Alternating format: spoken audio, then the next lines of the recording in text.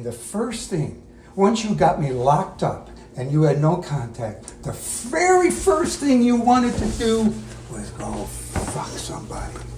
You're a pig. You're a pig. You know that? You're a Polish pig.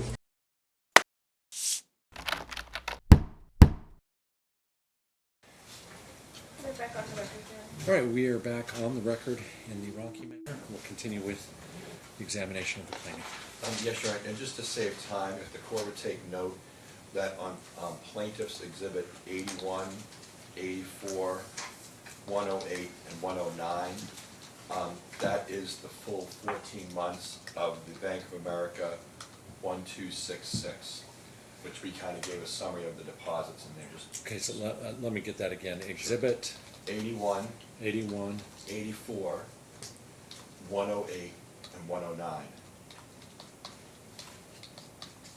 And those are statements Those are the statements. from 1266? Right, for the relevant time period we're talking about. and I had mentioned to Mr. Kelleher that at least the last trial I did, we submitted proposed findings rather than doing oral argument. So might be my request in anticipation that I can give you proposed findings citing to all the various exhibits that we've admitted without obviously having to go through each one at trial. I just think that's cleaner and more helpful. Well, and certainly we can have that discussion at the end. I'm open to that, but I invite discussion from both parties. Well, let's go ahead and proceed with the examination. All right, ma'am, so I asked you earlier, and then we sort of jumped off as to what you're asking the court for. So the way I read your pretrial memorandum is that you're asking for $1,900 a month in child support from Mr. You're asking for 1/2 of the amount of the money for Social Security, which is $1,327.50. So that's $3,227.50 a month, right?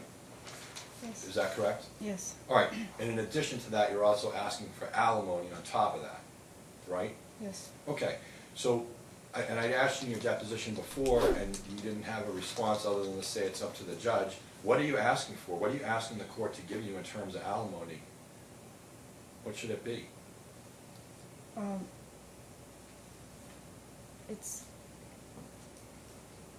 It's what's just and what's reasonable. Is that your best answer here under oath? That's your number? Yes, I don't want anybody to be in a bad financial situation. But you're also asking, in addition to some unspecified amount of alimony on top of the $3,227.50, you're also asking for, unless I'm wrong, you're asking for $700,000 for the Element 115 business, is that correct? Yes. All right, so you want $700,000 there, and then you want half of the house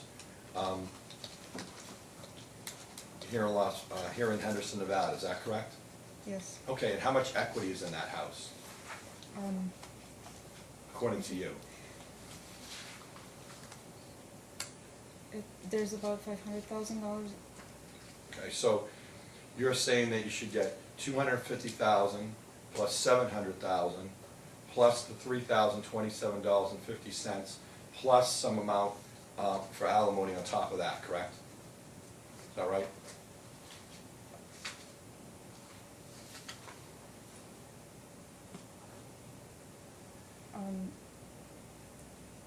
If the property award is sufficient, I'm not asking for alimony. I can handle finances. Okay.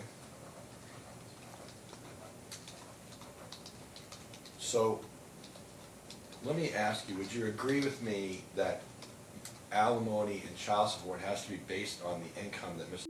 earns? Would you agree with that statement? Objection calls for a legal conclusion. Overruled. Isn't that right, ma'am? Can you please say that again? Sure, I'm not trying to trick you, I'm just saying, but child support and alimony, things have to be based on what Mr. earns, correct? Child support, yes. Okay, and alimony too, right? I'm not an attorney, I don't know. how Why to- don't we look at Mr. financial disclosure form? So let's take a look at it. This is the one filed 12/7 that's in front of you. And let's go to page 2.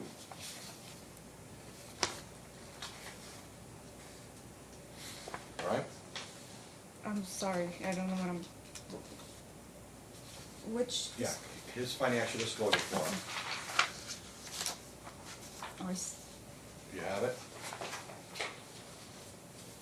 I don't know which one is his.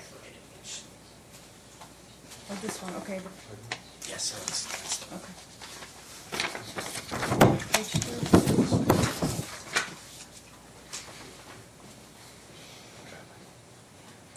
All right, are we there? Yes. So let's go to page 2. So Mr. earns a total of $10,589.90 each month. You see that? Yes? All right. And out of that $10,589.90, $5,791.25 is his Social Security and the children's Social Security. Do you see that? Yes? Okay. And then he gets, and we've provided all the documents to show all this for every year of the marriage. He gets $4,798.65 as of right now between investments and dividends and interest and things like that. Are you That's with based, me? yeah, that's based on the level of the money Okay. invested. All right. So you would agree with me that if the court were to award you what you're looking for, which is $750,000, then that would have to come out of the investments. I'm sorry, it would be $950,000. So if you get what you're asking for and you get $950,000, that would have to come out of Mr. 's assets, correct? Right?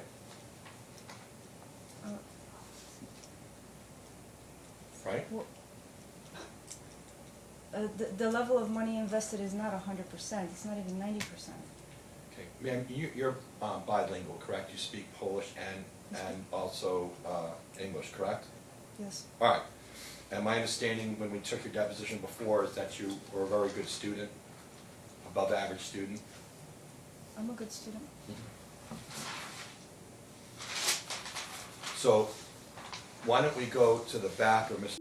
's financial disclosure form. So I'm going to just ask you to go to the page that shows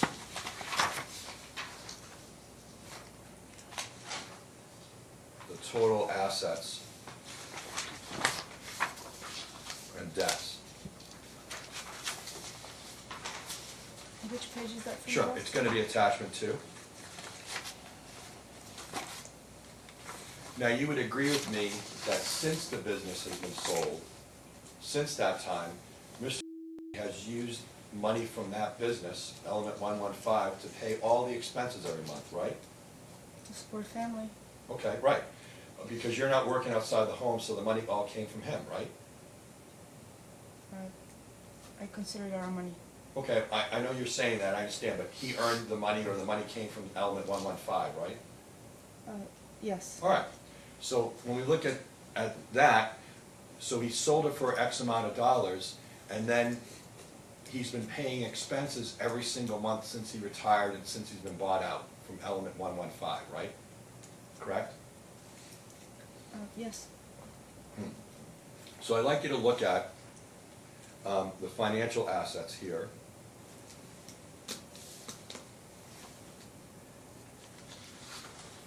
And looking at what the assets were on 10/1/2022. Are you on attachment 2? Do you see it? Yes. All right. And we go down to the very bottom. So at that time, before we started 14 months of litigation, there was a total amount of assets of $2,022, $165.14. Do you see that? 2 million? Yes. Yes. $2,022,165.14. Do you see that? Yes. All right. And now, as of 11/26/23, those total assets are now down to $1,660,884.41. Do you see that? Yes, I also know the expenses that had. He's had to pay $25,000 to Linda, $10,000 to an attorney in Connecticut, and he paid $60,000 to. Well, let's take a look, because I want to go into that a little bit more. So, what we have here is all the gains and losses on all these various accounts, that he's down $361,280.73 in investments since the outset of this case in October. Are you with me? I'm with you. Okay, and what you're asking the court to do is to award you, if I understand correctly, $950,000 of these assets that are remaining, right?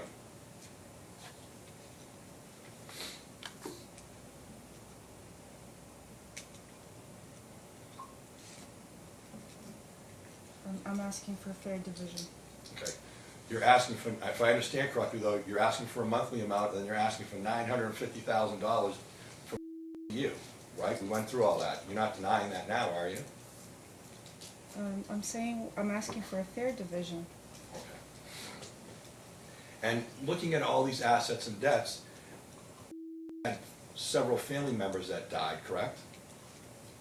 Yes, Yeah, and mother and brother. Okay, his mother and brother died, and he inherited from them, isn't that correct? Yes, And isn't it true that he used $100,000 of inheritance money to improve the house that you're living in? Isn't that correct? no, Okay. He didn't use inheritance money for that. to improve the house, no.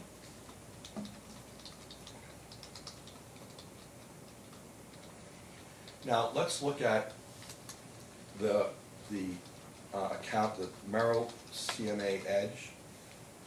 You know what? I'll skip over that. Now, you're asking the court for all that money that we just talked about, and your position is that you shouldn't have to have employment, correct? You shouldn't work any No. job, right? Is that That's correct? not my position. Okay. Well, you're saying the earliest that you'd be available for work would be 2026? In 2.5 years. Okay, 2.5 years from now. Okay. That'd be 2027, wouldn't it? In 2.5 years? Yeah. All right. Well, let me ask you this way. You're not available for work for 2.5 years, is that correct? Yes, Plus the 14 months that we've been in litigation, right? yes. Okay. And you would agree with me that you're not disabled or you don't have any physical disability that prevents you from working, correct? I have 2 chronic illnesses that make it difficult, and I'm going to school so that I can compete for the jobs that are more flexible and work from home and make more money at the same time. Okay, well, let's unpack that. So, but you would agree with me that you don't have anything from any doctor or the federal government or anything else saying that you're disabled and can't work full-time, correct? You don't have anything like that, right? Not at this time. Okay, and not at any time during the 14 months we've been in litigation, correct? Not during 14 Okay, months. all right. So what you're saying is you want a job that you can work from home for, right? That's what you're looking for, isn't that correct? That's most desirable and best for the kids, so I can be there for them and do what I do for them and work All 3 of the on kids a go to flexible. school. All 3 of the kids go to school full-time, correct? Yes, All right.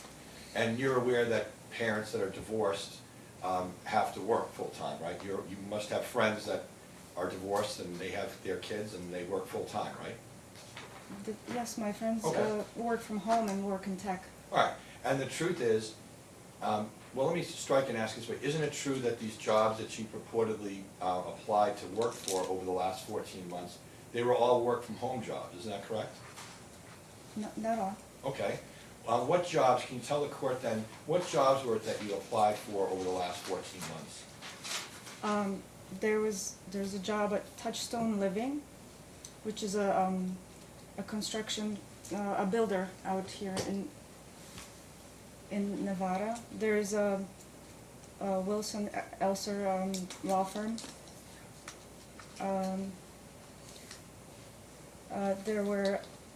Did you apply for those jobs to work at home? Yeah, no.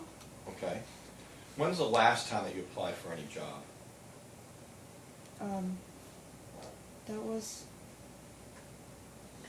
back a few months ago, right before I started school.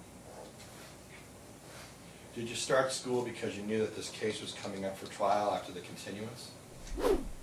No, I was in school previously, and I stopped going to school because the pandemic started, and the kids' school, which is a charter school, went into a schedule where they were trying to replace the regular school hours with online school, and I had to help the children. They were in kindergarten and second grade and started middle school. There was a lot of online schooling, and I was enrolled in classes, but I had to stop. There was just a lot going on with homework and the school all day online. And Well, ma'am, isn't it true that when I took your deposition way back in February of 2023, that you had told me that you had been in school for 8 years and had only completed 2 or 3 classes? I started school in approximately 2017 after I stopped working, was taking care of the children, and I applied for school. I only took 1 or 2 or maybe 3 classes at a time because of all the other responsibilities. All right, ma'am, so let me just break this down. You had been going to school then, according to your deposition testimony, I mean, from at least, according to you, 8 years, and you hadn't earned a degree, isn't that correct? I've been working on it. I haven't Okay. earned a degree. And the school that you went to at that time, that you were attending for approximately 8 years, what was the name of that school? Fort Hays, that wasn't 8 years. Fort Hays State University. Okay, and then, if I understand correctly, you now transferred to a new school, Western Governors University, correct? Yes. All right, and they didn't take hardly any of those credits that you had already earned, isn't that true? They didn't transfer those over, right? So at Fort Hays State University, I started computer science program, and then I transferred, so some of my credits weren't transferring into a different program. And yes, Western Governors University has the program is designed a little bit differently, so the classes are different, but Yeah, my question is this, all these years of previous online schooling that you earned, all those credits that we talked about when I took your deposition, they've all been lost by you now enrolling in a different online school. no, they haven't been lost. How many? How many have you were able to transfer over? I was able to transfer over 8, 8 total credits. yes, out of 20.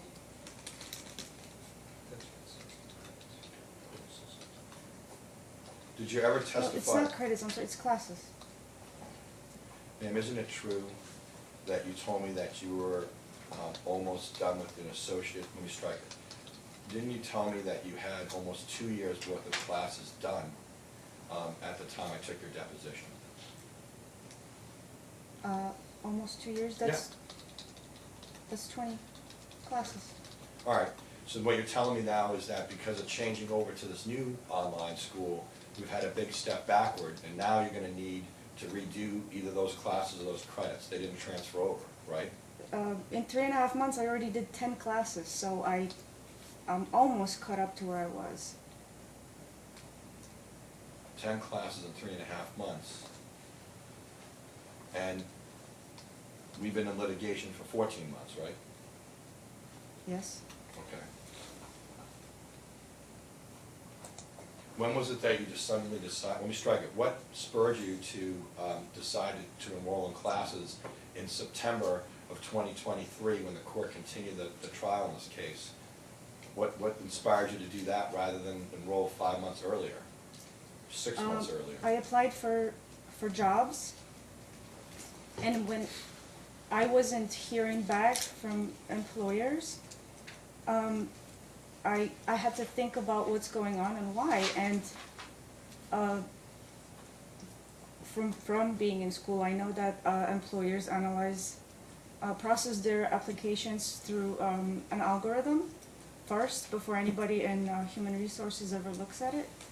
And because I don't have a check mark on a resume that I have a degree, my my experience in accounts receivable didn't count for much. Well, And ma'am, so I decided to go back to school. and you want, in addition to all these other things you want my client to also pay for that school too, right? It depends on the other financial decisions. All right. Now, in terms of Mr. You understood at the time that you married him, and we covered some of this last time we were here, so I don't want to get into too much detail, just move along. You would agree with me that you were aware that he had been married before, correct? Yes, You were aware that he had children from a previous marriage, correct? yes, You were aware that he had an alimony obligation to that wife, correct? yes, All right, and he made it clear to you that he wanted to make sure that his other children were also taken care of if he were to pass away, isn't that true?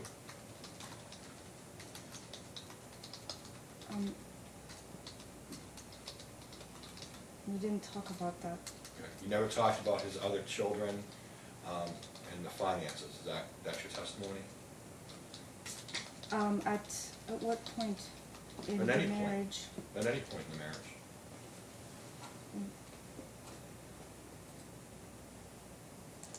I think it's understandable. When your kids are little, you want to make sure that they're taken care of.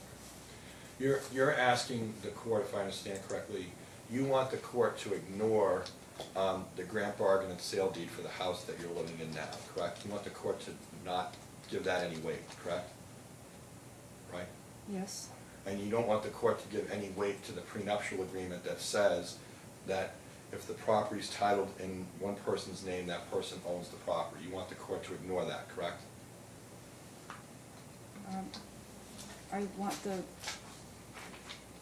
correct law Okay. to be applied.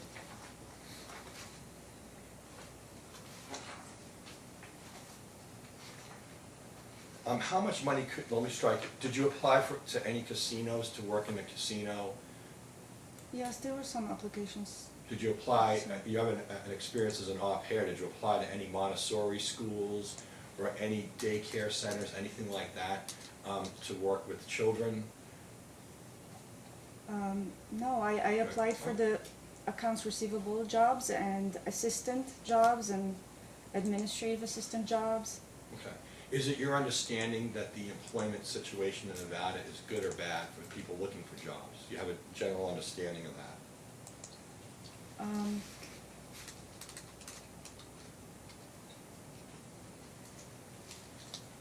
I think if you have qualifications and you have a degree, you have a better chance of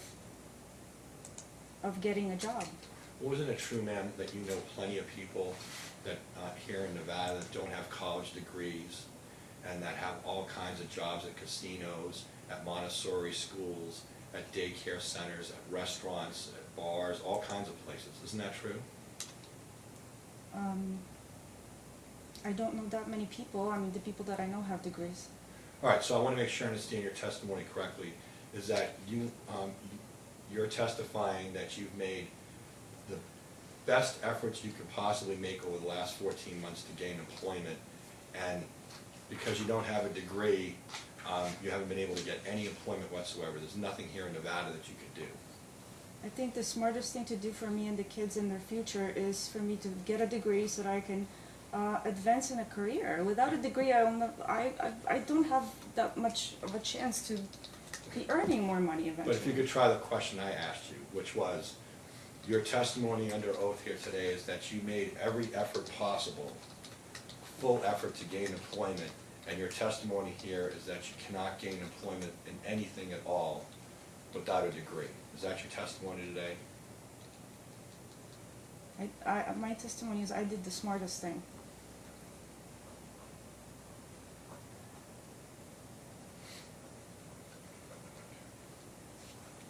Now, my understanding is in terms of attorney's fees, you would agree with me that your husband is only ordered to pay you $5,000 in fees, isn't that correct? Yes. But he didn't just pay you $5,000 in attorney's fees, he's paid you a total of how much in attorney's fees? Has he given you or made available to you to pay for your attorneys? He's paid $20,000 out of his own will. Okay, well, and we'll get to that. In addition to that, your first set of attorneys, didn't they charge you $10,000? No. How much did they charge you? The retainer was $7,500, but they didn't run up that. Okay, and how was that paid? That was from my retirement from Element.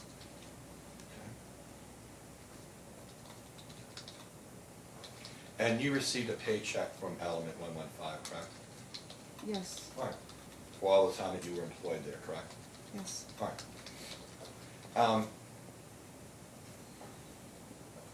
And isn't it true that throughout this litigation, try to reconcile it, let me strike it, have you guys discussed reconciling during the marriage, just in general, During this, during this divorce proceeding? we have. Okay. And isn't it true that my client didn't want to be divorced, he wanted to keep the marriage together, isn't that right? Yes, and if Okay. it was possible, I would do that too. All right. And you would agree with me that you've had a lot of discussions about trying to keep the marriage together, reconciling in one way or another, correct? Yes. All right. And you never told him that when you're having these conversations, at least for some of them, you were secretly recording him, correct? Isn't that true? Not true, not secretly. Yes, I was recording, but there was a lead up to it. When Ma'am, my question is simply this. I just want to make sure I understand your testimony correctly. You're telling the court that you didn't secretly record my client in conversations to reconcile the marriage. Is that what you're telling me? to reconcile. Yeah. No. Okay. Did you secretly record my client at any time in the last 14 months? I have recorded when he was getting abusive. So I want to make sure I understand it correctly. Your representation to the court is that somehow my client agreed that the house should be in your name, right? And you've got a recording saying something to that effect. Did you let him know that you were recording him at the time, yes or no? No, I didn't. Okay, that's all I'm asking. So no, he didn't know. And in addition to him not knowing that, you were leading him to believe that there was a good chance that the marriage would reconcile, right? No. Isn't that true that was one of the reasons he gave you additional money for the attorney's fees, is to see if you could make it even with your, let me strike it. I'll ask it a different way. How many conversations in total, approximately, have you had with about reconciling the marriage?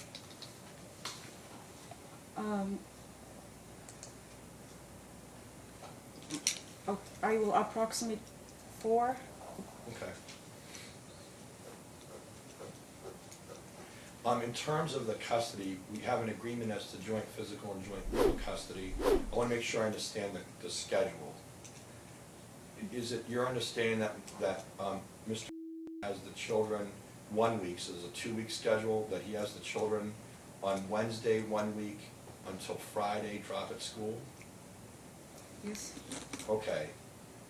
Does he, and I want to make sure I understand it, so when does he get the kids? Does he pick them up at the house and then drive them to school on Wednesdays on that week? He picks them up from school. On Wednesday? Yes. All right. And then when do you keep them until after school on Friday? Yes. All right. And then the next week, if I understand correctly, the following week, he has Wednesday after school until drop at home on Monday? No, the first week is Wednesday, Friday, and the second one is Thursday through the weekend, and I pick up on Monday after school. Okay, so I apologize. So he has Thursday after school until Monday morning. Yes. All right. And I'm just asking you, are you amenable? I'm being told that they asked you to do a week on, week off with the kids. Are you amenable to a schedule like that? Yes. Okay, so you'd be okay to do a week on, week off? Yes. All right. What day of the week would work best to do a week on, week off?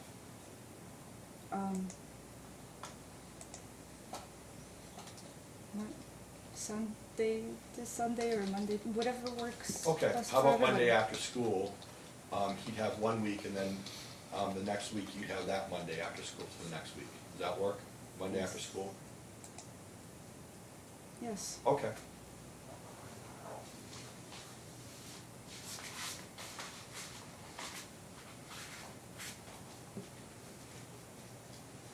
And over the last number of years, have you traveled outside the country to visit family members of yours in Europe? How many years? Oh, you tell me, like in the last 5 years, have you traveled outside the country? No. My last trip was 2018 or 19. So yes, I guess in 5 years. Okay.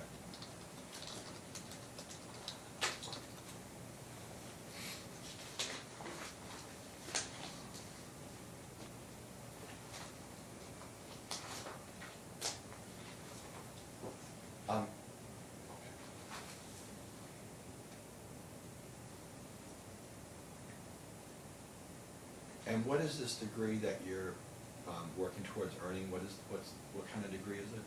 It's Bachelor of Science in Business Administration, Information Technology Management. Okay. Isn't it true that Western Governors University is set up for working parents and working people so they can take it at their own leisure or their own schedule to take the class? Objection. Is she really going to testify as to the basis of a school's existence? I mean, it would be hearsay if she read it on the website or... I'm just asking her understanding. Well, it's a foundational objection sustained. All right, let me ask you a different way. When you sign up for Western Governors University, can you take the classes at your own pace?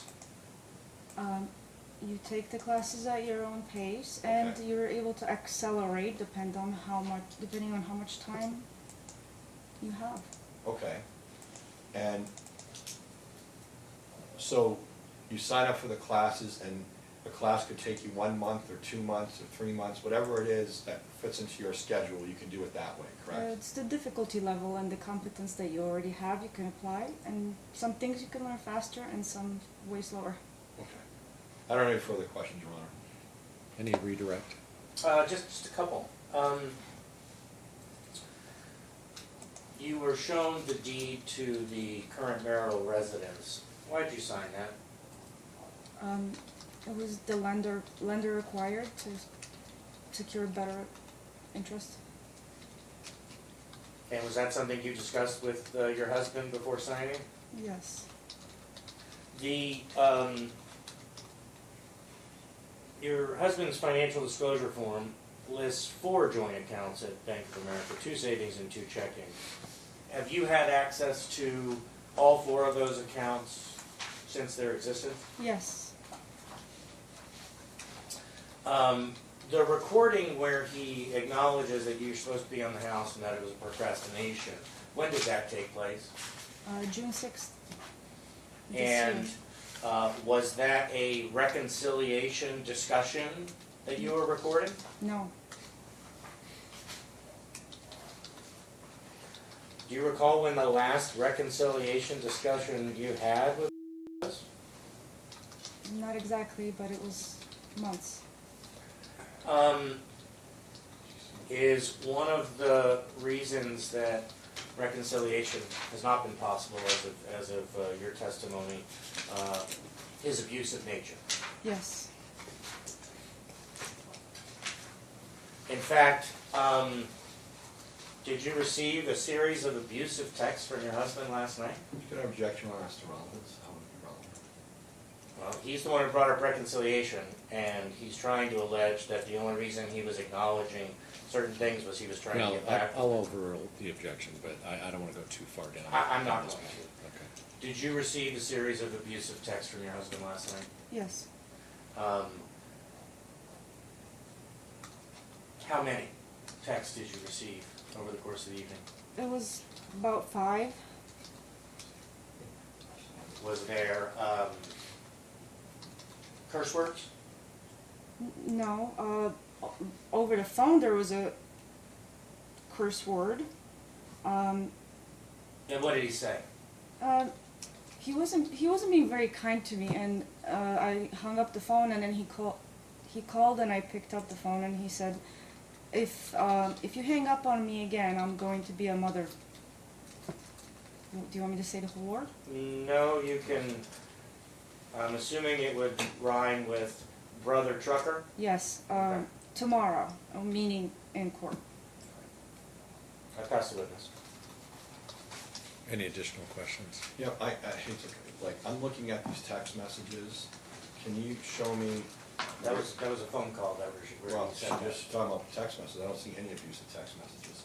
May I approach, Your Honor? Yes, you may. No, he doesn't, I asked her if he was abusive last night, and maybe it was unclear, I'll ask her. The question asked about abusive text messages. Yes, exactly. And maybe I misunderstood.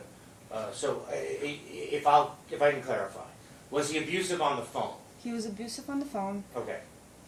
Yes. And then what did he send text message wise? He kept messaging me about how I was such a fake throughout the marriage, and accused me of not wanting the kids, and criticizing me for what I did throughout the marriage, and it was upsetting because I wanted to get some sleep, and the messages kept coming in and upsetting me. Did you consider them to be abusive? Yes. Okay. Hopefully that's Okay. clarified. Mr. Kelleher?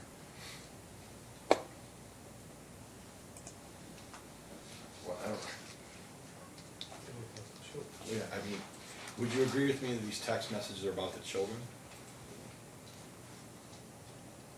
They were about the children, they were about the marriage. When he says that I was such a fake, that's about the marriage. I don't see it.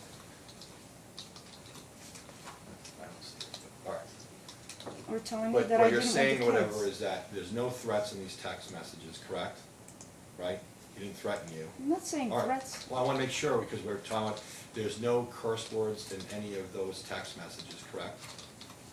Do you need to see them? I can show them to No, you. there is no curse words, but Okay. there don't have to be curse words for those to be upsetting and following me for this long. He understands that when I'm upset and I don't want to. I asked him not to call me, and All right.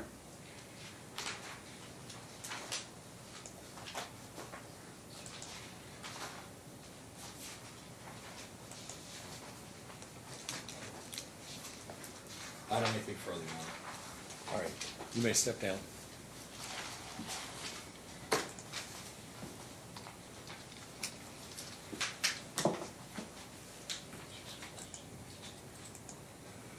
Okay, it's about the lunch hour, so I think we'll break at this point.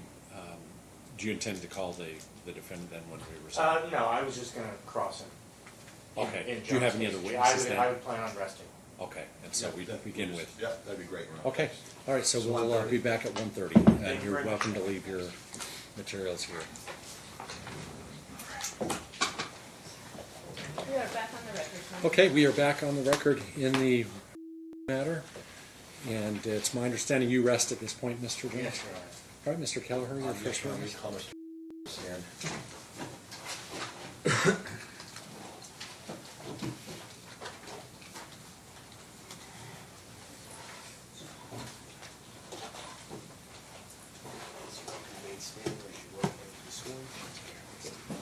You solemnly swear or affirm the testimony you're about to give in this case shall be the truth, the whole truth, and nothing but the truth, so help you God.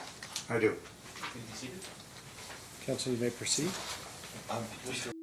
Please state, and spell your name for the record. And what is your current address?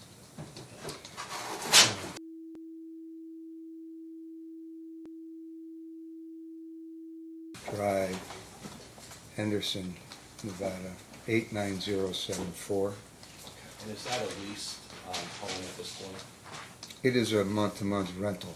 Okay. And what is the address for the residence you own?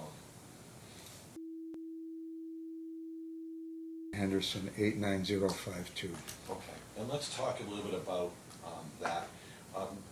We have an agreement for joint physical, joint legal custody with the week on, week off schedule. And you're okay with that, the exchanges being on Monday after school? Yeah, Okay. I'm pretty flexible with that, and, Okay. and Monday works for me. All right. Let's talk a little bit about what you're asking the court to do in terms of the house right now. The court had indicated that it's going to take it under advisement. So what are you asking the court to do in terms of your house? I would very much like to get back and reside in my house. Okay, and what are you asking, how soon, when you say soon, how soon? It's right away because, you know, I wasn't with the kids at home like that last year. I missed it. I missed Christmas with them, and that means a lot to me. Okay. So you'd like to have Christmas with the kids this year at your house? I would. Okay. And are you willing to let her come and just exchange the homes until the judge makes a decision where she would come and live in the rental home? Yeah, I mean, she could take over the rental home. Okay, and we'll get to that in a little more detail, okay. And I'm gonna skip over some things and then address that we've already done, like in the original hearing, dealing with the premarital agreement. But just in terms of some background for assets that are there now, when did your mom pass away? She passed away in January of 2015. And what, if anything, did you inherit through your mom? And I know we have a list, we can go through that in a little bit, but did you inherit money? What did you inherit? Yes, I inherited some of her financial assets that, you know, she used for investment purposes. And how old was your mom when she passed away? She was 98. Okay. And my understanding is that you also had a brother who's passed away, is that right? Yes. And did you inherit anything from your brother? Yes. Okay. Can you go through some of Yeah, that? he had some of the inheritance from my mom. Okay. In case it makes a difference, the things that you've listed on your FDF, the two prudential accounts, the Fidelity account, the ones that you have characterized as inherited, she's not making any claim on. Okay. All right. Okay. Right, so sake of case it clarity, saves maybe that time. streamlines Right. things. It Okay. may a little, Your Honor. Okay. But it's still, I guess. I mixed. understand, Okay. fair enough. Let's talk a little about, you know, your health. How would you describe your health to the court? My health? Yes, your health. My health is good. I mean, I get checkups regularly. I just had blood work done about 3 weeks ago. You know, it's not like I don't have any issues. I'm 74 and a half, so I have, you know, lower back pain, some stenosis. I have an aneurysm, a slight aneurysm in the aorta, which is under control and hasn't changed in years since it was diagnosed. And I'm not diabetic, I don't have high blood pressure or anything like that. I'm healthy. I stay active. Okay, and I was gonna ask for that. Do you go to the gym and things like that, or have you gone to the gym, or? Yeah, I do physical activity. Sometimes it involves the gym, sometimes it involves, you know, walking the dogs, sometimes it involves doing some other activity with the kids. Are you employed in any capacity for money with anybody? No. Okay. When did you retire and stop your employment? Well, I left Element at the end of December in 2020, I believe. And I did some consulting for them for about 4 months, and then that was terminated, and that was the end. Okay. And you've provided to opposing party in court, like all your tax returns, including 22, is that right? Yes. All right. What concerns, if any, do you have about outliving your money? About outliving my money, I'm concerned about that. I'm a pretty conscientious planner, financially, and and I'm concerned about that particularly now after, the last 14 or so months. Okay, what I'd like you to do, and we're gonna skip over a few things and kind of go from there. You should have a financial disclosure form, your financial disclosure form from 12/7/2023 up there. Okay, Do you see it? yes, All right, so I just want to kind of go through it on a page-by-page basis. I see here that you're 74 years old, and is that right? So you're basically 74 and a half. yeah. All right. Almost exactly. Going to the next page, in terms of your income is primarily Social Security, is that right? Yeah, that's the bulk of it, I guess. Okay, and when we look at it, you receive for yourself $3,226.25 per month for yourself, and then $885 per child for Social Security. Yeah, so I think the gross amount, John, is a little bit higher than that because I think they take Medicare out, they deduct that, so it's $100 and some dollars. Well, right, but what I'm saying, what you actually receive. Yeah, that's what I received. Okay, and then there's That's Medicare. the All right. payment amount, right. And then, and we're gonna get into a little detail on the investment income. Like, for instance, in 2022, I'd represent to you that it looks like your income was only like $19,000 and change. Does that sound correct? Hmm. Oh, I'm sorry, 2021. Council, total income or just income from investments? No, total income, actual taxable income. Taxable. Right. Okay, that could be right. Okay, Taxable. and I can grab the returns if you need them. They're in our field. All right, so let's go, so we have $10,589.90. Let's talk a little bit about that. So on the next page, it doesn't show that any money's coming out on a monthly deduction. Do you see that?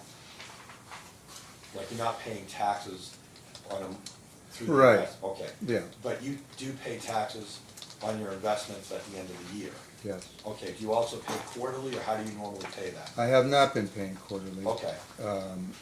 I may need to do that Okay. for planning, but I haven't done it. All right, so let's go to an insert that we have, which I titled at the bottom, page 4 of 8.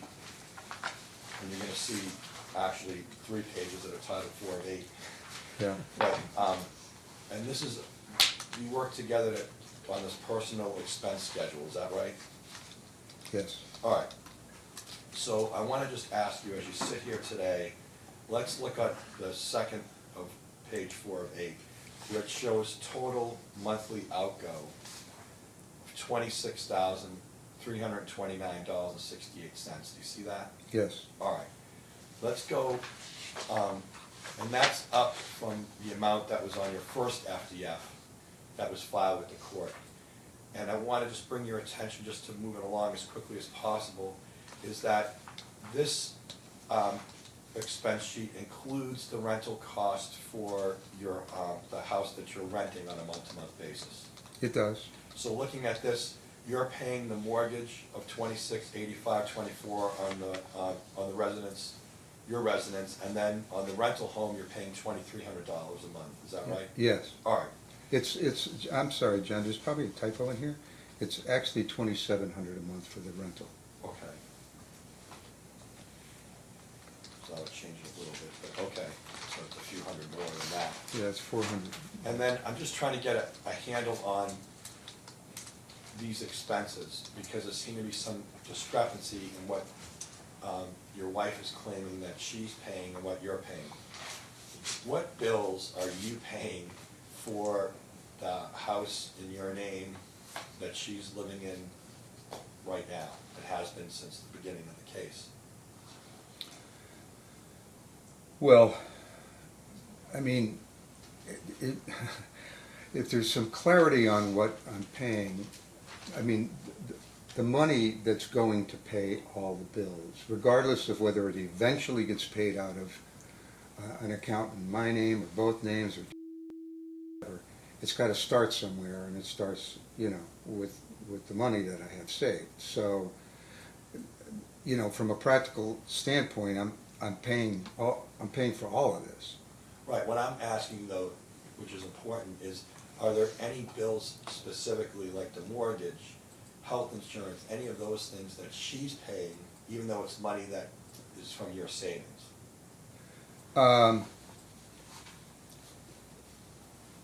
Well, there are probably some things in here. Oh, I don't know if this includes. So she may have her own category for clothing and shoes and things like that, for kids' clothes, for fuel for the car. So those things from her debit card or her credit card, probably a debit card that would be coming from the transactional account, and then the money would be moved over, like was talked about earlier today. Internet, cable, I think probably ends up being paid out of, right? Okay. The 1266 account, Okay. I think. Maybe I'm wrong, but I mean, there may be some odds and ends here. All right. But, well, you know, like trash pickup is possible too. I mean, I don't, you know. all right, let's go to the next page where it shows the total amount going out every month. Yeah. And it shows $26,329.68. Do you see that? Yes. Okay. Is that more than what you earn between Social Security payments and any other investment income that you receive? Yes. All right. So how, you can explain to the court, have you made up the shortfall for all these various months? How is it being made up? I run a deficit and I pull the money out of the Merrill Edge account, so I just pull the principal down. Okay, and we're gonna go through that in a minute. Have you also paid attorney's fees for the plaintiff in this case? I did pay some directly. Okay. And how much have you paid either directly or on her behalf? A total of, that I'm aware of, $20,000. Okay.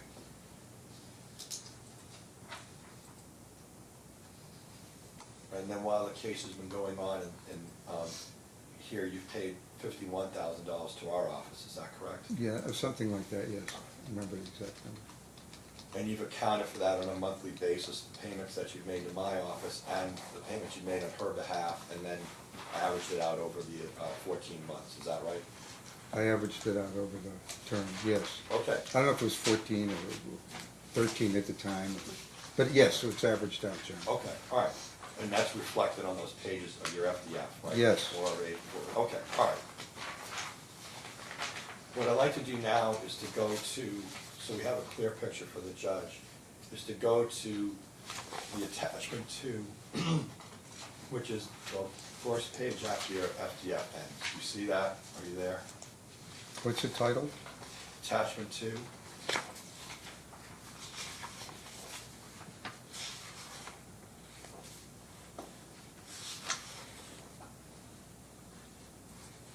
Just go to the end of your deficit, the end of your financial disclosure form. Oh, last okay. page, and the next page after that.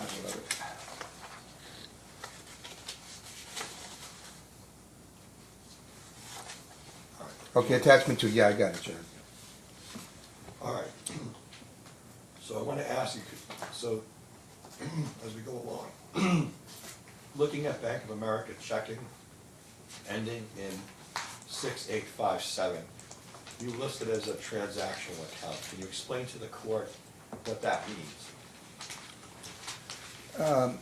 Yeah, it's an account where, you know, payments get dispersed from, and money gets put into, obviously, as it's needed, or in the case working, it was, you know, checks were deposited in there. All right, so let me ask you, just And then, and then expenses were paid out of All that. right, so I want to be really clear. Why, if at all, let me strike it, was the Bank of America checking account ending in 6857, did you have that prior to the marriage yourself? Yes, Did you add her name to that account at any time? yes, Before or after marriage? before. Okay, and why did you add her name to that particular account? I had hired an attorney out of Chicago that was helping me with the K-1 visa application. And he had written to me and gave me different forms and so on. And one of them included the things that will be needed to validate or verify whatever the government, I don't know what the government term is on it, but you have to make an application after the K-1, after a person comes, after you get married, to show that it was legitimate, it was ongoing, and I forget the form or whatever, but you need to comply. And one of the things that are in that is recommended is a shared bank account. It's just one of the things that show that you're together, you're really married, you're actually sharing a life. I mean, you send photos of family and other things, but that's one of them. And do you have the paperwork, and have we produced the paperwork showing that from the very beginning of this case, that's what was done? Yes, it was Okay. submitted early on. All right, And it was submitted in the form of the document itself, but also the email back and forth to Between the the attorney immigration attorney. and, All right. and also to at the time. all right. So let's talk a little bit about this other account right above it. So the Bank of America checking, ending in 1266. What is the interplay between that account and the Bank of America ending in 6857, if any? Well, they were both joint, and the 1266 was set up for when she came. I don't remember the exact date, but it was either around that time or shortly after getting married. But that was in essence his account to have a debit card, pay bills, individual personal expenses. All right. Do you use that account? Like, do you go in there? No. and- Okay. I transfer money in from time to time if I see the balance low. And was she able to transfer money out of the Bank of America ending in 6857 to that account, Yes. 1266? Yes. Okay. And did she do that? Oh, yeah. Okay. And earlier we saw that there was about $82,000 over the last 14 months transferred into that account? That's correct. Okay. And did she spend it as she saw fit? Yes, she had discretion to spend however she needed. Okay. And what I'm trying to get to is, are the vast bulk of the bills that we saw on the financial disclosure form that you filed originally and now at the court, are they paid out of the 6857 account? They're paid almost exclusively, if you look at the dollars, out of the 6857. Okay. And are most of them on auto pay?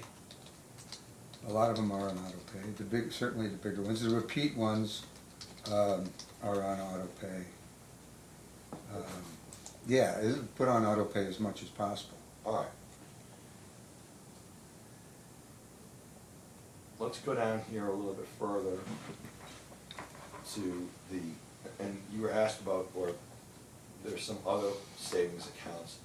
There's one savings account that has a little under 10,000, or had a little under 10,000 in it on October 1st of 2022, and now it's got $1,098.77. Do you see that? Yes.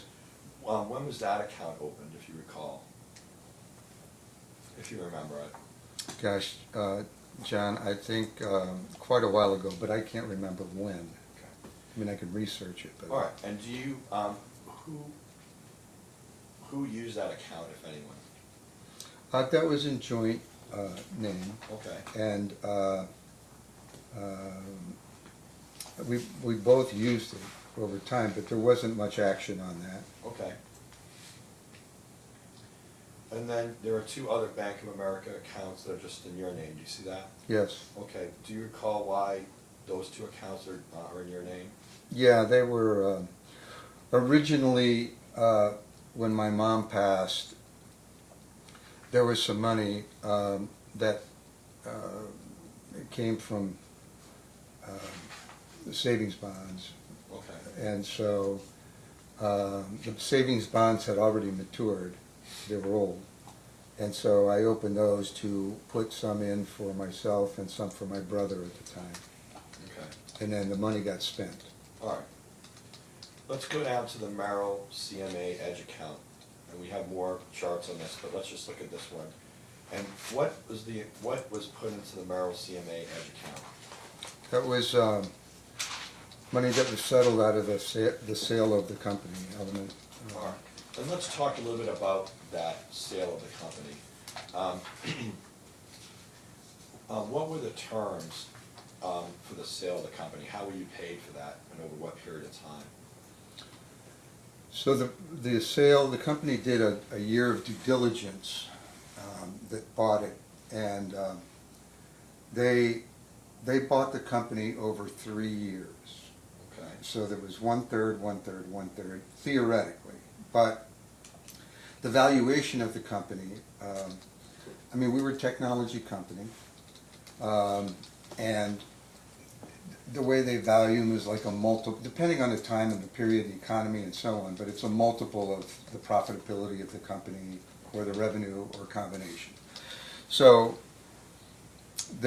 when we closed on that sale, the first third of it was 2018, and they valued the company at a certain amount, and they settled with the partners.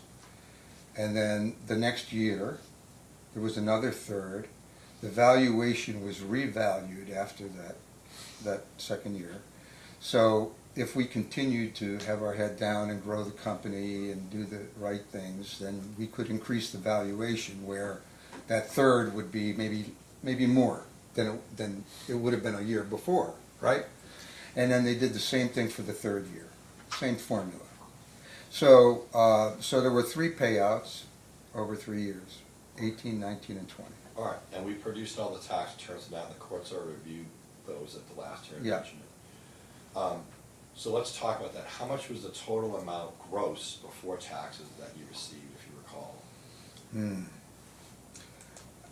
Before tax, it was, John, it was probably around $2 million. Okay. And then, do you know what the net was after paying tax?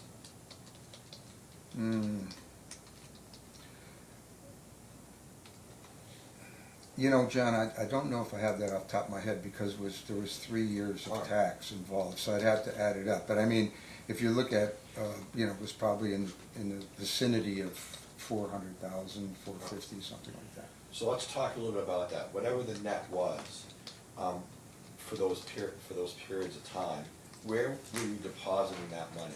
Where was it deposited into? Well, that's when I opened a Merrill Edge account, and I put, I think I put the first 2 deposits in Merrill Edge, and then one in Fidelity, All right. if I remember correctly. All right, so let's take a look at what those accounts were worth on and let me back up. From the moment that you started getting payments for the business, it was bought out over 3 years, were you also working for the business? It sounds like you were. Yes. All right, and who was paying all the expenses for your living expenses and everything else from 2015 forward? Let's start there. I was. Okay. Had you worked outside the home at all since 2015? When she left that job, which I think it was 2015, I think that's what she said, she didn't work outside the home. Okay, all right. And, okay. Let's look at the Fidelity, the Merrill Lynch, what you had in it on 10/1/2022, so when the case began. How much was in that account at that time? In Merrill? Yeah, just look at the chart. Yeah, it was $578,459. Okay, And as of, when we were still working on this chart, 11/28/23, how much is in that account? 191,288.50. Okay. And then the other account, the Fidelity Traditional Brokerage, that has 748 in it. Do you see that at the time? Yeah, Okay. And then, you haven't touched that account over the last 14 months? no. All right. And then this, so let's take a look then as to where we were in terms of valuations and what you had at the time on 10/1/2022. It shows how much? For cash and stocks or for? Yeah, just cash and stocks. Okay, was 1,668,615. Okay, and as of less than a month ago, what was in it? It was 1,297,416. And then I'm showing that there was a total drawdown of over almost $372,000 during the relevant time period. Yes. All right. Can you afford to keep doing that? No. All right. And in terms of these IRA accounts, we've already, I guess, just discussed them. They're all, it looks like 3 out of 4 are inherited, right? Yes. And then the Fidelity IRA rollover, was that listed in your prenup? Yes, I believe so, John. I don't have the Okay. prenup in All right, front. well, we'll get that in a minute. Yeah. Yeah. All right.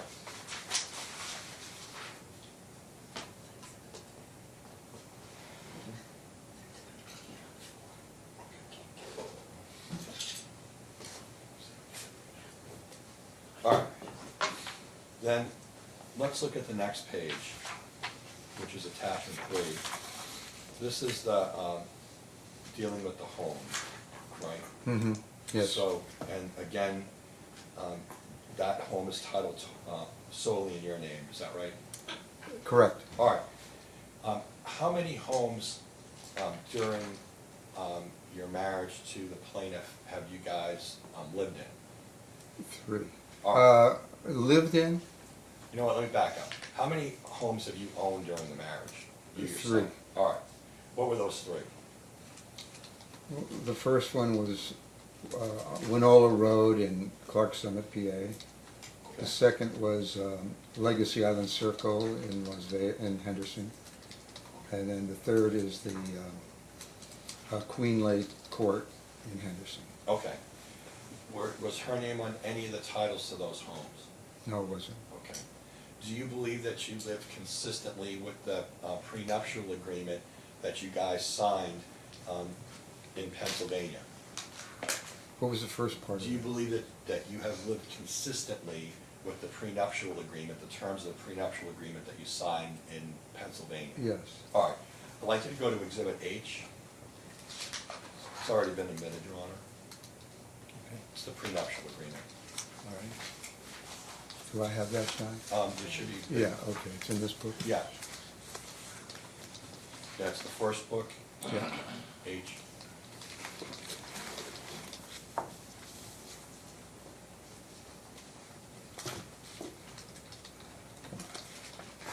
I got it. Okay. Okay. I'd like you to go to date stamp 734.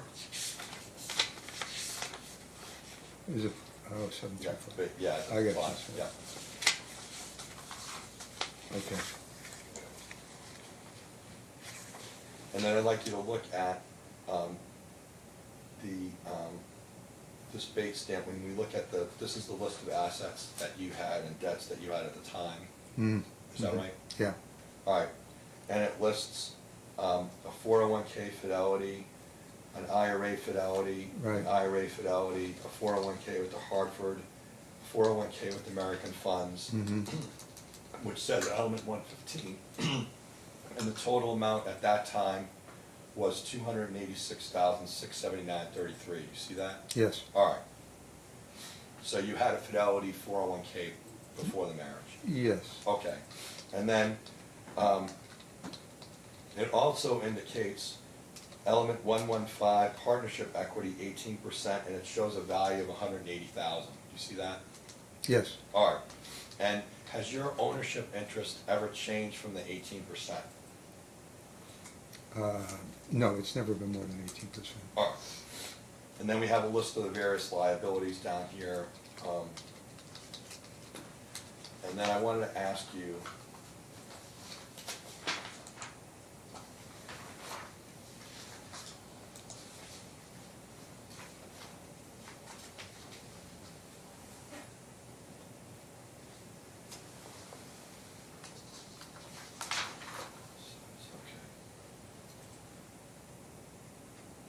I'd like you to look at Bates stamp 727. I just want to read you a section of it. I'd like you to go to paragraph 7.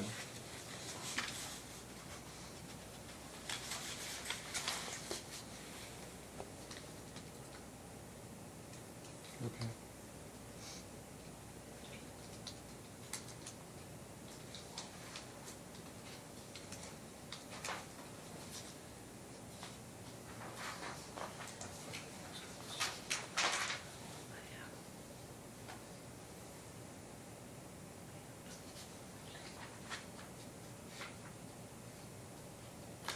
I'd like you to go to Bates, you know what, we'll just start at Bates stamp 726.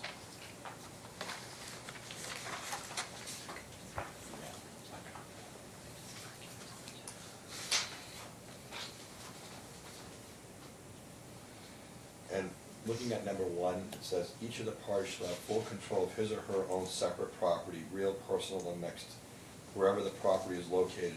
Each of the parties shall have and hereby is given the right to lease, sell, convey, mortgage, or otherwise dispose of their separate property and receive all monies, rents, issues, income, and profits thereof, without any restriction whatever and without interference from the other party. Each of the parties shall pay his or her own debts wherever contracted, and in no case shall either party be held liable for the debts of others in any way. Do you see that? Yes. Then number below it says, except as otherwise expressly provided, each of the parties hereby waives, relinquishes, conveys, quit claims, bars, discharges, surrenders, and releases, and hereby agrees to waive, relinquish, convey, quit claim, bar, discharge, surrender, and release to the other, any of the following. A, any and all of his or her right, title, and interest of every kind and description, which he or she may have, acquire, enjoy, or be seized by reason of, or on after their marriage as the wife, husband, widow, or widower of the other party in the separate property of the other party, whether real, personal, and mixed, and wherever located. And B, any and all rights to any property of the other party titled in that other party's sole name, whether before or after marriage. And C, any and all property acquired by the other party by inheritance or other means. See that? Yes. Okay. When you took title to the 3 various homes during the marriage, was it a mistake that the titles were all in your name? Well, no, it wasn't a mistake.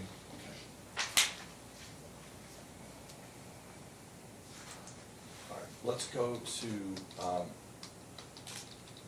back to the attachment 3. So you should have the FDF in front of you. Attachment, this, Yeah. okay. Yeah, we were just on the Yeah. home. Okay. So these are the this is the financial assets. And the home, you're asking that the home be awarded solely to you as your sole separate property, the Queen Lake. Is that correct? Yes. All right. Looking at the Toyota Sienna, are you asking the court to award you that? It's titled solely in your name. Yes. How about the Toyota Highlander, which is titled in your name and his name? That's joint. Okay. Do you want her to have that vehicle, or who drives that vehicle? I drive the vehicle, but that's, that's negotiable. Okay. So whatever equity's in the vehicle, she could have half of? Yes. Okay, all right.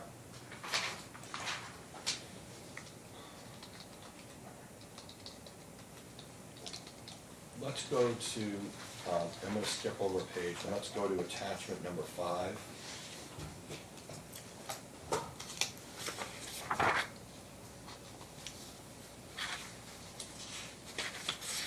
And when we look at attachment number 5, is this proof of all the Social Security payments that you've received for 11 months? Yes. 2023, just showing the court as part of an FDF, the amount of income that you receive every month? Yes. Okay. On the next page, though, it shows the Fidelity Investments dividend and interest activity. Do you see that? Yes.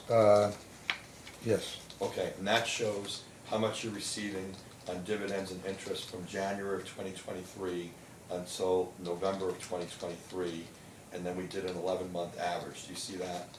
That's from Fidelity. Right, from Fidelity. Uh-huh. Okay. Then on the next page, what we did is we showed the Merrill Edge account, and that shows for 11 months the average that you receive from that account. Right, yes. All right, and then on the last one, at the very bottom there, it's like totaling it all up, the Social Security, Merrill Edge, the Fidelity Bank interest, everything, and then it comes up with the number. Do you see that? Yes. Okay. And that's Social Security, and that's where we got the number for the 11 months. Is that correct? The Social Security is, Yeah, it's right at the top. oh, yeah, that's the 11, and then there's the kids. Right. And you see the number at the bottom? Yep. Okay. All right. So let's go to what happened with the Merrill. Let me ask you this.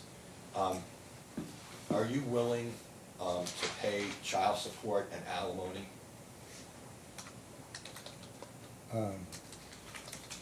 Yes. Okay. Have you been willing to pay alimony and child support since the beginning of the case? Yes. Okay. Let's talk a little bit about how it affects the amount of money that you receive when you have to go into your principal. So for instance, we're showing that you had $367,000 in principal less at the end of this year, not even a whole year yet, than you had the year before. Are you with me? Yes. How much do you believe, based on what you receive in terms of dividends or interest, would that have caused you in terms of a loss of what you could bring out at the end of the year, or earn at the end of the year? I mean, based on today's, rates for, non-speculative type investment, with dividend returns, or even just putting it into bonds, 5% is probably not unreasonable. Okay. So if you take, I don't know, would you say 367 $67,000. times 5%? Okay. That's, that would logically be the income. Okay. Looking at the next page here, which is the Merrill CMA Edge account, and this looks at the investment performance for 12 months. Let's take a look at that. So when we look at it from October of 2022 till November of 2023, Mm-hmm, yes. this is showing on a monthly basis, what the opening balance was. So the opening balance in October of 2022 is $592, $422.53.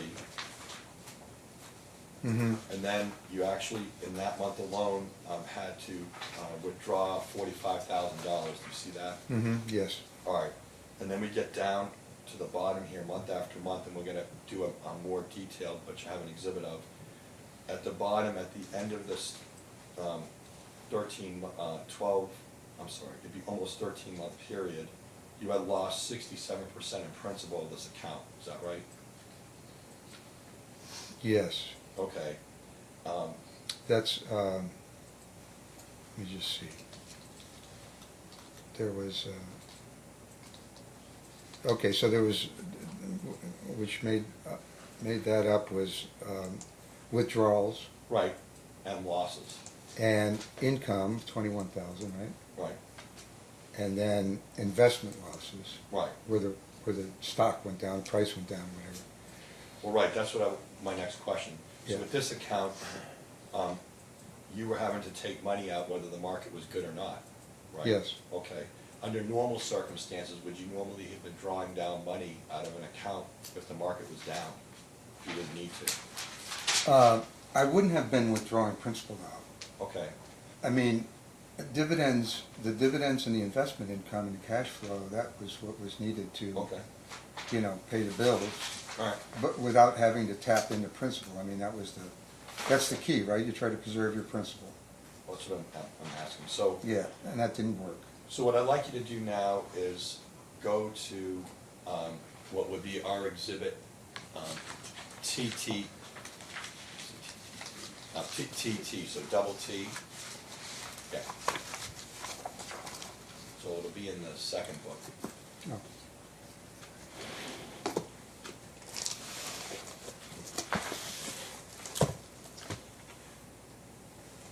At the end.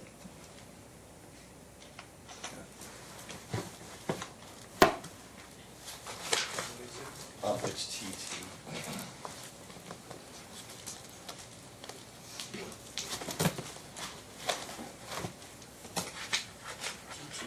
Yeah. It's the very last. Yeah, okay. My book only shows SS as the last exhibit. It's because I'm bad in computers, so I cut off. It's okay. Okay, I cut off the last exhibit. No one on this side of the room is All gonna right. complain. So if you can just look at exhibit TT, it looks like the opening balance on August 22nd, this goes back a little further, 2022, was $647,372.96. Do you see that? John, where are you seeing that? Are you on the first page of TT? No, why don't you just go to TT and tell the court what it is? We'll just do it that way. What is that?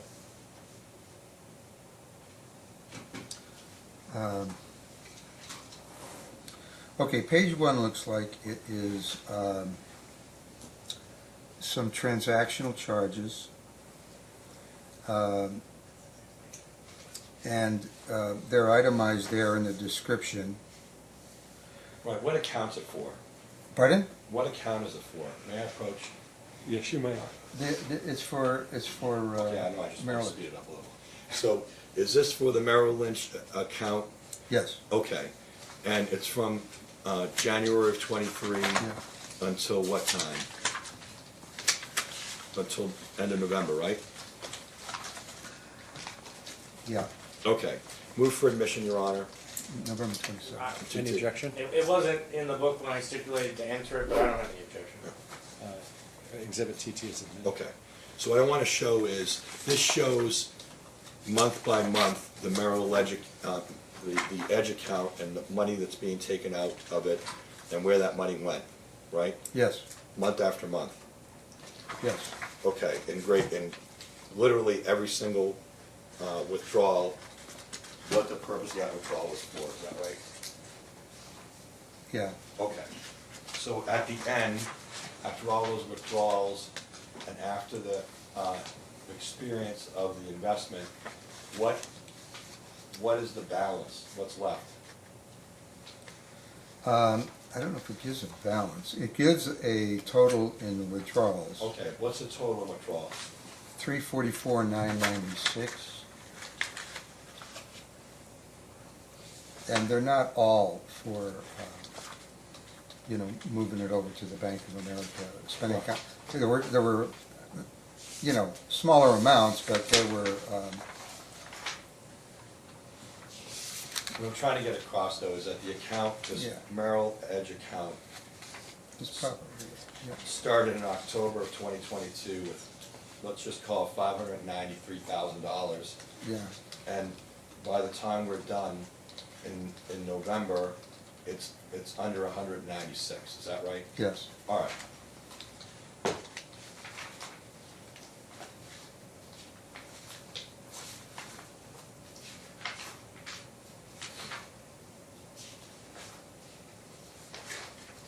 In terms, just going backwards a little bit, in terms of the credit cards, let's go to attachment 4 of your FDF.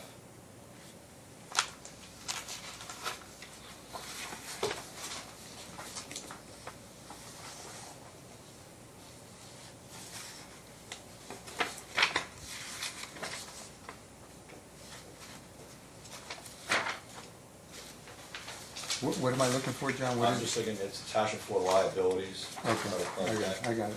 All right.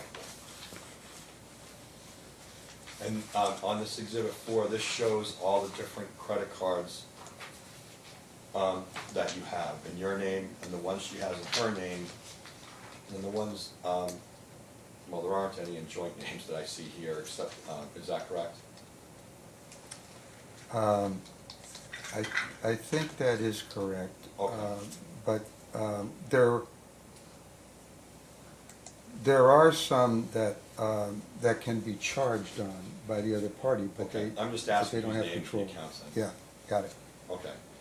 So, there are certain accounts here that you've indicated you have no access to the account. Target, credit card, see that?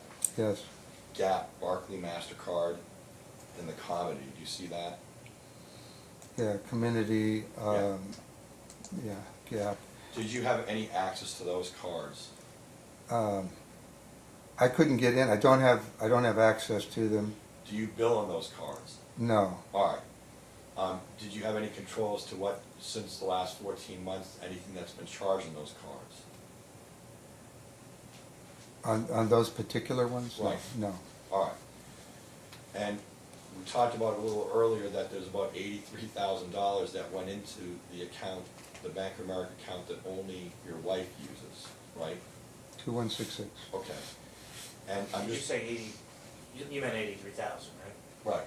I think you said 8,300. Oh, I'm sorry, Okay. 83,000, Wanted to make sure we had a right. clean record. Apologize. Yeah, the 83,000. And I'm trying to figure out, were there any major bills, like the mortgages, the car insurance, even health insurance premiums that she was paying out of that 83,000? That's what I'm trying to. She may have been paying some health insurance premiums. Okay. And there may be some other ones, John, I can't say that there is Okay. none. Okay?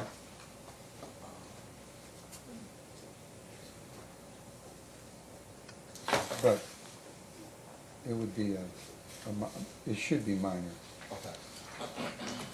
in the scope of things. Now, just in terms of this case, we know there's a prenuptial agreement. Do you have any adult children from your first marriage?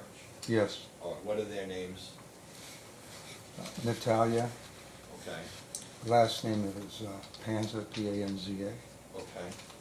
and Alexis Billings, P-I-L-L-I-N-G-S. Okay. And do you have a close, how would you describe your relationship with them? I have a very good relationship with Talia, and, tentative with Alexis. Okay.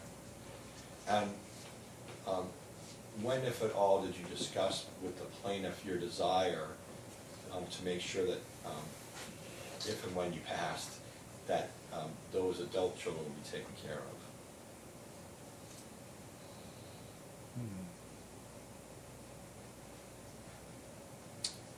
My, my recollection is that, I don't know if we had a definitive sit-down on that. The discussion would have been more ad hoc, and I can't give you, a time frame or anything like that. Okay. But my primary concern was my children with because they were minors and they're young, and I'm concerned about their future and being able to go to college and all that stuff. That's what all this, money was about. Let's talk a little bit about what kind of work did she do for Element 115, if any? Yeah, she was in administration. She was in accounts receivable, and so she collected money. She did administrative things relative to accounts receivable. She also got involved in some to a lesser degree, but some marketing or sales projects. Do you have any reason to believe that she's disabled or unable to work full-time? No. All right. Let's talk a little bit about, just some other facets of her education. Is she bilingual? Yes. All right. To your knowledge, has she applied for any jobs that you're personally aware of that she applied for during this 14 months of litigation? I'm not aware of specific jobs that she applied to. In our conversation, she said she sent out resumes, but I can't give you specifics. I don't know where, the detail. Are you asking for the court to consider some income for her, you know, so that she could earn in terms of looking at the issue of child support and any alimony award?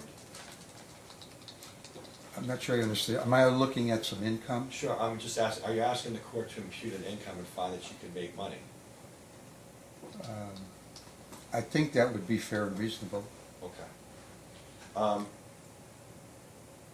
Did you indicate what you would be willing, or what you feel would be fair in terms of child support and alimony to the plaintiff? In the deposition that I had last week, that question came up.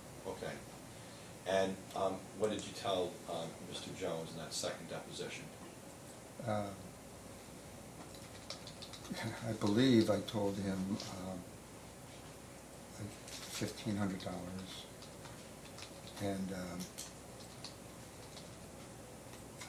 and then a total between both would be in the area of 3,000, something to that effect. I don't know if that's the exact number, but it was in that range. Okay.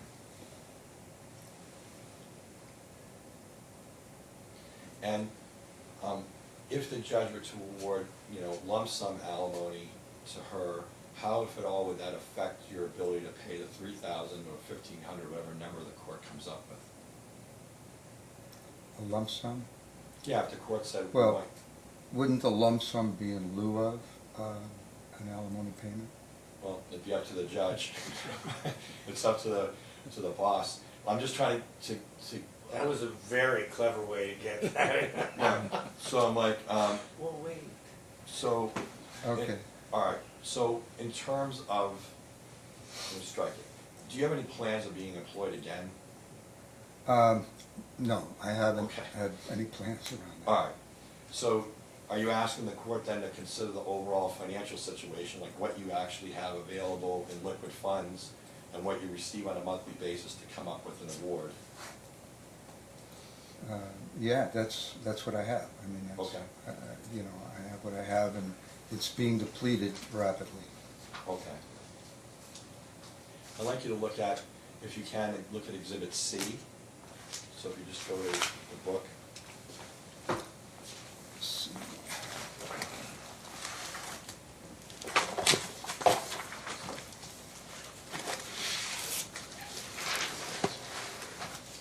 You know what, let's just do a few of them.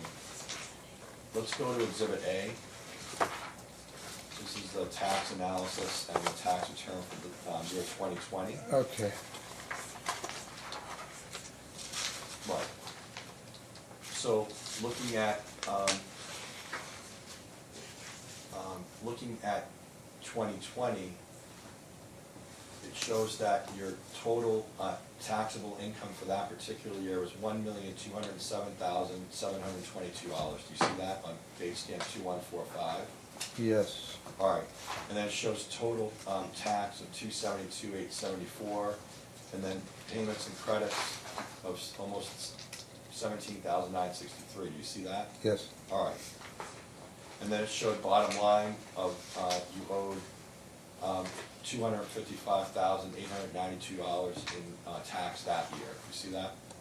That's in addition, right, to what, to the Right. 17? Right. Mm-hmm. But the year before, your total taxable income in 2019, when you were still working, was $434,140. Do you see that? Yes, so both of those were buyout years. Right. Yeah. Okay. What I'm asking is, there were 3 buyout years, is that right? Yes. 18, 19, and 20? Yes. All right. Were those 3 years outliers in terms of your income? Meaning Yeah, they were outliers compared to our previous years. That's what I'm trying to get to. Yeah. By a lot, is that right? By a lot, yes. Okay. That was the purchase of the company. And the plan, let me just ask you, what was your plan after being bought out of the business in 2018, 19, and 20? What was your plan, you know, to work in terms of after that? Like, what, if any? Well, the company that purchased Element, like I mentioned, they had us working for those 3 buyout years. Yeah. But once that concluded, they wanted the partners to leave the company. Right, okay. They wanted to create alliance with the existing employees to their people. So, in essence, I was terminated from the company. Right, okay. At in December, the end of December. But I did do some consulting for them for another 4 months. Okay. But at that point, my plan was that, you know, first of all, there was still some COVID. It was COVID time going on, and you know, I was in my 70s, I was over 70 at that point, Okay. and I had put together, you know, a nest egg that I had hoped would be able to generate income, and be able to support the kids, and you know, as you know, develop their career. All right, so I'm just trying to, so move for admission of Exhibit A, Your Honor. Any objection? I think they're all in. They might be, I can't Maybe remember. stipulate it. Well, yeah. Yeah, let's look at- okay. So. So I'd like you to go It's to- been admitted. I'd like you to go to Exhibit C, Yep. and this is gonna be the tax year 2022.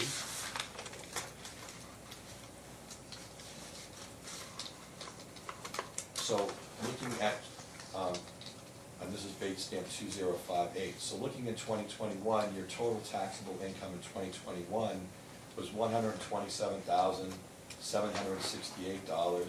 See that? Yes. And then in 2022, your total taxable income was now only $19,974. You see that? Yes. Okay. And again, it's showing a difference, you know, this does a nice little calculation for you, you know, the accountants do. It's minus 85, almost 85%, and then the difference of $107,000 in the red. All right.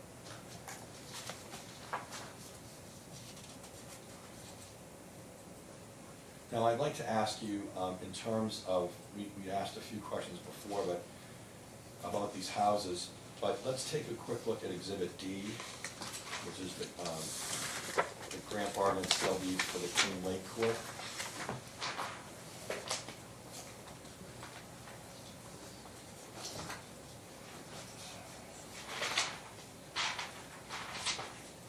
Okay, and I'd like you to go to Bates stamp 207.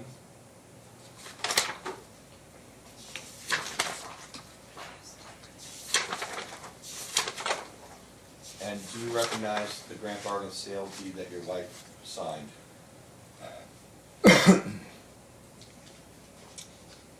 Yes. Okay. And did you promise her anything at the time she signed it, that, oh, don't worry about this, like, you know, it's gonna be half your house, anything like that?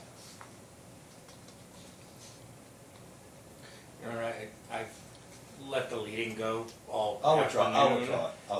For things like that, I'm gonna have to. Sustain.